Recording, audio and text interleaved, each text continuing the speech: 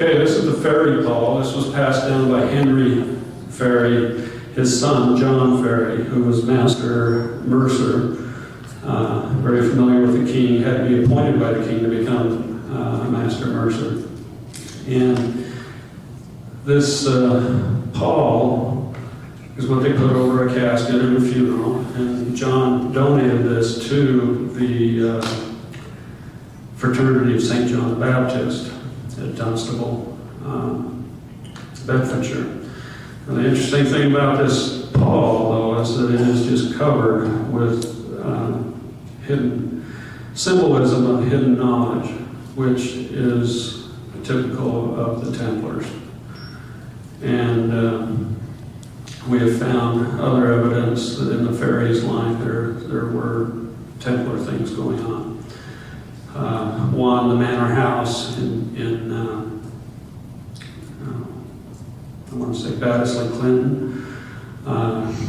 They had places where they had the Jesuit priests. They in the Tamworth Castle, which has the Ferry's coat of arms all over in the different halls. Just amazing paintings and wood carvings.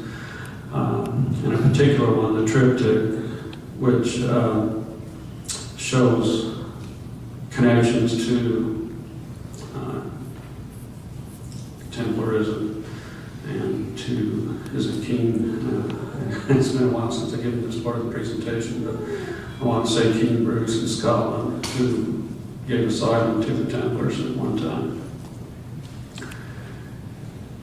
Okay, the Farr connection to gens Ferraria. Gens Ferraria is just a name that Attilio Luis Ferrari and I have come up with to depict a certain group of people that fought against the Romans at one time around Lake Leman, the passes around Lake Leman in Switzerland. And we wrote this book. It's a 3-volume book, and Attilio just passed away here about a year ago and barely got this finished and to me. I don't have the rights from the family to publish it yet, so all I have is my own electronic version of it. I did a lot of the research. I sent thousands and thousands of pages of stuff from the library to Attilio while he was putting this together. What is gens Ferraria? Gens Ferraria is Latin for a group of people or clan whose surnames were taken from the Latin word ferro tuli, Latin ferry. It is related to the Latin word for iron, ferrum, but it does not mean iron. Okay, the hypotheses that Attilio came up with. I have 2 main hypotheses, one about a meeting somewhere in the Ukraine about 2000 BC of Semitic and Celtic tribes. The second of the arrival of these people as part of the migrating Celtic nation to the alpine areas of Lake Geneva around 1000 BC. These Celts, part of the Helvetii, Tigrini, and Selassie, Celtic Cisalpine Gauls, warred with the Romans since 400 BC, losing Cisalpine Gaul to them.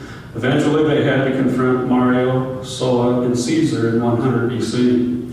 When the Romans sought access to the Rhone Valley through the mountain pass skirting Lake Geneva or Leman, eventually subduing and scattering some of the people among the Helvetii and Tigrini and the Selassie, among whom was gens Ferraria. So this is just a group. It's not a family, it's a general group of people. So there's a lot of people from this group, gens Ferraria, that could have different DNA.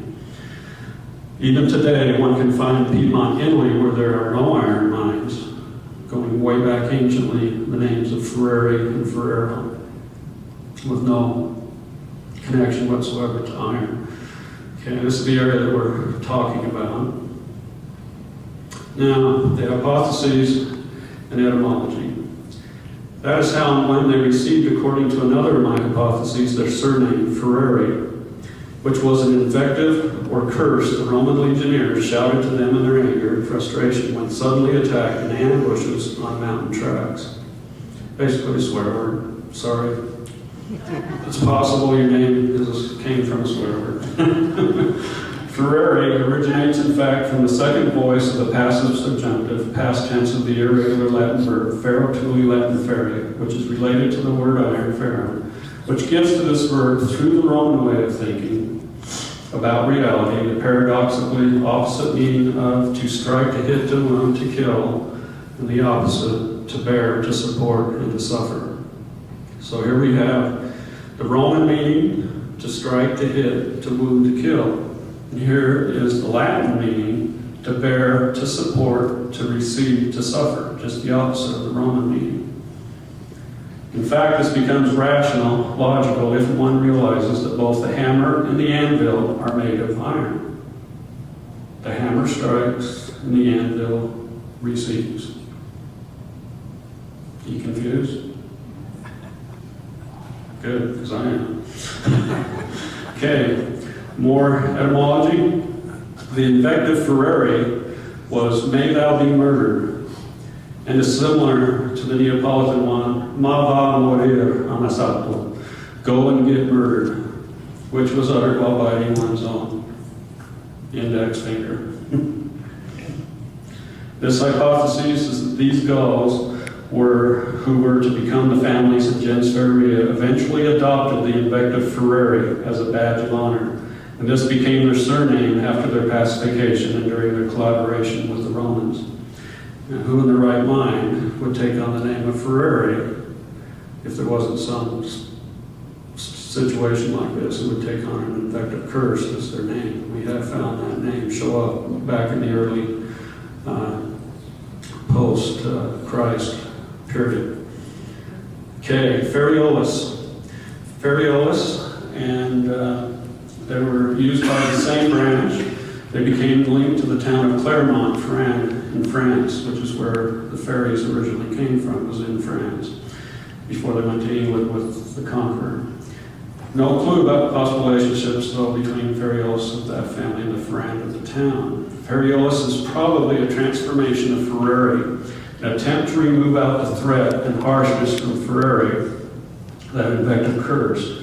When Latin was used and understood everywhere as an everyday language, or the legal one at least, it does not appear as such in a Latin dictionary as it is a colloquialism, but Fariolus is a real name, but it is not in the dictionary. The reason why? Italian endearments are made from words by attaching diminutives. One would expect Fariolus.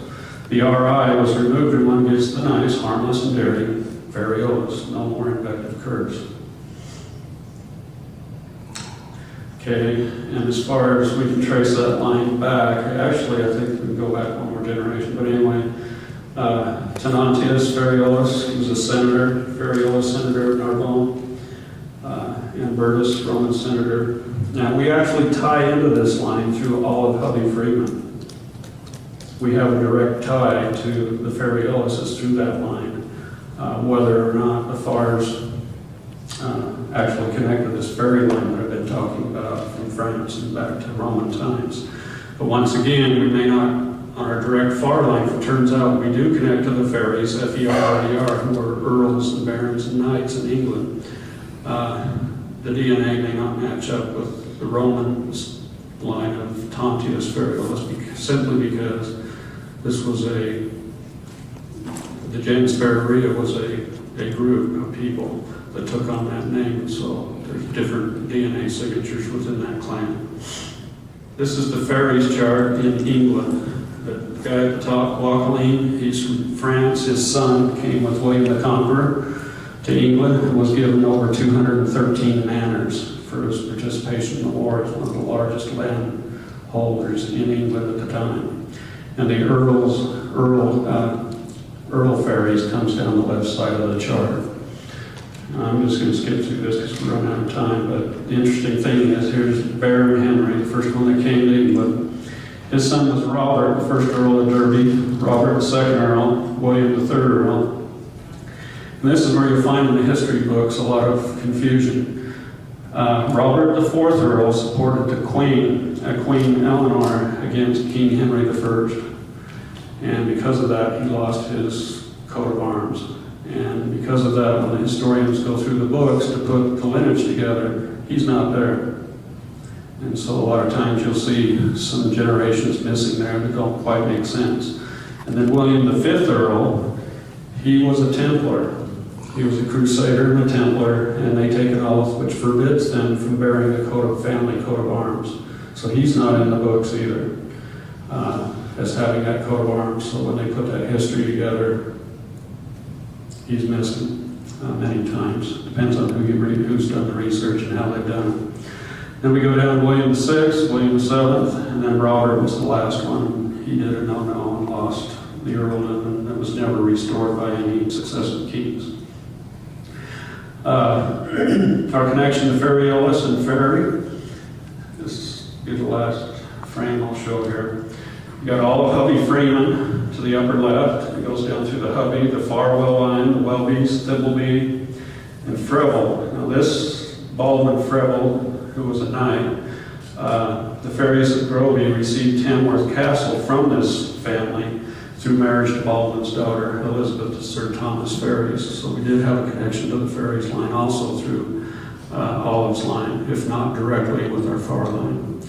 And then it goes on down through royalty, and we end up with Ferriolas, born about 375 of Roman Gaul. And so basically that is our theory as far as where our name came from originally. Our name was Ferry originally, and it's indisputable. We do know that it was Ferry. Ferry, F-E-R-R-E-R, is pronounced Ferry. In French, was used after the conquest for about 250 years, so it makes sense that the English would call us Ferries. This gave the English plenty of time to distort the original French name of F-E-R-R-E-R to the other spellings, just as they did Henry to Harry. This is only a theory, but our name comes from this, but I think it's a pretty good theory. As for Ferry, coming from Ferrari, there's little doubt with the Roman Gaul. We do know that F-E-R, from the work in Attilio's book and that, there's a couple of things in that book that actually clinches Ferrer, F-E-R-R-E-R, coming from Ferrari, the invictive curse. Gens Ferrari is a theory altogether, but like I said, it's the best one we have at this point. We basically have pushed our Farrs back as far as we can, being Farrs. Now we only have one or two generations left to connect them into the Earl line of Ferries, if possible, if it's even true at this point. But anyway, that's it.